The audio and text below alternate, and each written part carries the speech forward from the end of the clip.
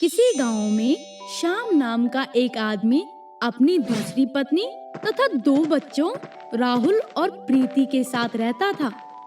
श्याम अपने बच्चों से बहुत प्यार करता था, लेकिन उनकी सौतेली माँ दोनों बच्चों से बेहद नफरत करती थी।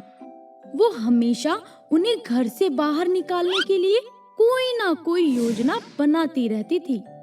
एक रात सभी साथ बैठकर खाना खा रहे होते हैं। क्या बात है बच्चों, आजकल तुम दोनों इतने ज्यादा उदास क्यों रहते हो?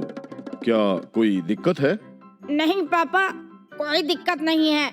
मेरा पेट भर गया है, मैं सोने जा रहा हूँ। ये बोलकर राहुल वहाँ से चला जाता है। उसके पीछे पीछे प्रीति भी वहाँ से चली जाती है। मुझे लगता है बच्चों को पढ़ाई की चिंता होगी। वैसे भी दोनों पूरा दिन पढ़ते रहते हैं। ऐसा करते हैं, उन्हें कुछ दिनों के लिए मेरी बहन के घर भेज देते हैं। उनके वहाँ रहने से हमें चिंता भी नहीं होगी और दोनों का दिल भी बहल जाएगा। पत्नी के बोलने पर श्याम बच्चों को भेजने के लिए मान जाता है। अगली सुबह पूरा परिवार सौतेली माँ की बहन के घर की तरफ चलने लगता है। सुबह से शाम हो जाती है और वो सब पहाड़ पार करके जंगल तक पहुँच जाते हैं। जंगल के पास पहुँचते ही सौतेली माँ घबरा जाती है। ये आदमी तो अपने बच्चों को छोड़ने के लिए तैयार ही नहीं है। अगर ऐसा ही चलता रहा तो मेरी पूरी योजना खराब हो जाएगी। मुझे जल्दी कुछ करना होगा। मुझे लगता है बच्चों को यहाँ से अकेले ही आगे जाना चाहिए, क्योंकि अगर मेरी बहन ने देख लिया कि प्रीति और राहुल मेरे बच्चे हैं तो शायद वो उन्हें अपने घर में नहीं रखेगी। ऐसा क्यों? क्योंकि वो कभी माँ नहीं बन सकती थी। इस बात को लेकर एक बार मैंने उसे गुस्से में बहुत बुरा भला बोल दिया था, जिसके बाद से वो जब भी मुझे देखती है तो गुस्से से लाल हो जाती है। इसीलिए हमें बच्चों को अकेले भेजना चाहिए। आप चिंता मत कीजिए, वो बच्चों से बहुत प्यार करती है। एक बार फिर पत्नी की बात मानकर श्याम बच्चों को अकेले आगे भेज देता है और खुद वापस घर की ओर चला जाता है। बच्चे धीरे धीरे आगे बढ़ने लगते हैं। कुछ दूर चलने के बाद उन्हें एक घर दिखाई देता है। वो दोनों घर के नजदीक पहुंचकर जैसे ही दरवाजा खटखटाते हैं तो अंदर से एक बूढ़ी चुड़ैल बाहर निकल कर आती है। वाह वाह, आज तो खाना भूखे के पास चलकर खुद आ गया। हमने आपका क्या बिगाड़ा है जो आप हमें खाने की बात कर रहे हो? कृपया हमें कुछ मत करना। हम अपनी मर्जी से यहाँ नहीं आए। हमारी सौतेली माँ हमें यहाँ लेकर आई हैं। उन्होंने कहा था कि ये उनकी बहन का घर है। मेरी बहन बहुत तेज है। ठीक है, आज से तुम दोनों जिंदा रहने के लिए मेरे घर का सारा काम करोगे। अगर नहीं किया तो मैं तुम्हें मारकर खा जाऊंगी।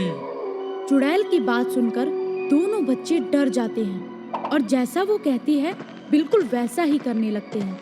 इसी तरह कुछ दिन बीत जाते हैं। एक दोपहर जब चुड़ैल सो रही होती है तो प्रीति और राहुल कुछ देर आराम करने के लिए खिड़की के पास बैठ जाते हैं।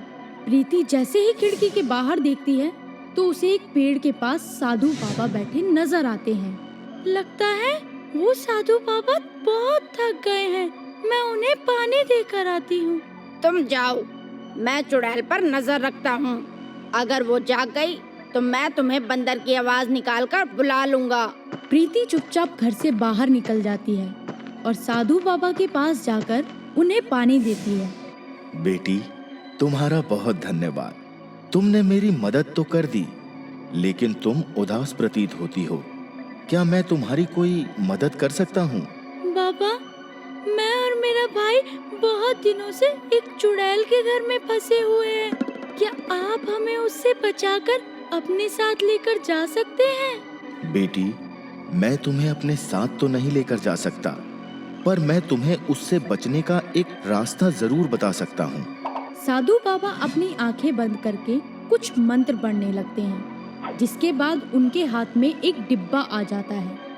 वो उस डिब्बे को प्रीति के हाथ में देते हुए बोलते हैं, ये डिब्बा अपने पास संभाल कर रखना और रात होते ही चुड़ैल से बचते हुए चुपचाप घर से भाग जाना तथा तब तक भागते रहना जब तक तुम्हें यह ना लगे कि तुम किसी सुरक्षित जगह पहुंच गई हो। इस बीच अगर तुम्हें लगे कि चुड़ैल तुम्हारे पीछे है या तुम चुड़ैल को अपने सामने देख लो तो बिना कोई देरी किए इस डिब्बे को खोल देना। ये बोलकर साधु बाबा वहाँ से चले जाते हैं और प्रीति घर वापस आकर राहुल को सारी बात बताती है, जिसके बाद वो दोनों रात होने का इंतजार करने लगते हैं। रात होते ही जैसे चुड़ैल सोने जाती है वैसे ही दोनों भाई बहन मौका देखकर वहाँ से भाग जाते हैं, लेकिन अंधेरे की वजह से उन्हें कुछ भी नहीं पता चलता और वो पूरी रात जंगल में यहाँ वहाँ भटकते रहते हैं। इसी तरह सुबह हो जाती है और रोशनी होने पर जैसे ही दोनों अपने आसपास देखते हैं तो वो पहाड़ी के पास होते हैं। हम पहाड़ी के पास पहुंच गए, बस इसे और पार करना है, फिर हम अपने गांव पहुंच जाएंगे। दोनों जैसे ही पहाड़ी पर चढ़ना शुरू करते हैं तभी चुड़ैल अपनी झाड़ू पर बैठकर उनके सामने आ जाती है, परंतु इस बार वहाँ एक नहीं 2 चुड़ैल होती हैं, जिनमें से एक उनकी सौतेली माँ होती है। अपनी सौतेली माँ को इस रूप में देखकर वो दोनों हक्के बक्के रह जाते हैं।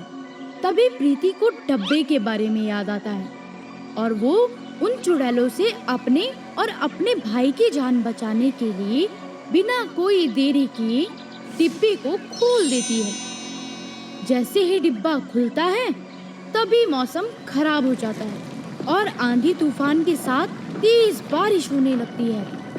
नहीं, बंद करो इस बारिश को। बचाओ, कोई मुझे बचाओ, बचाओ।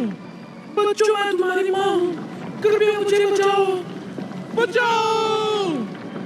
साधु बाबा के अभिमंत्रित डिब्बे से निकली बारिश के पानी में भीगने की वजह से दोनों चुड़ैलों की मृत्यु हो जाती है तथा राहुल और प्रीति दोनों बिना किसी डर के अपने घर वापस आ जाते हैं। घर आते ही वो अपने पापा को सौतेली माँ और उसकी चुड़ैल बहन के बारे में सारी सच्चाई बताते हैं, जिसे सुनकर श्याम बिल्कुल हैरान हो जाता है, लेकिन फिर अपने बच्चों को सही सलामत अपने पास देखकर खुश भी होता है, जिसके बाद वो तीनों खुशी खुशी रहने लगते हैं। तो बच्चों, इस कहानी से हमें ये शिक्षा मिलती है कि बुराई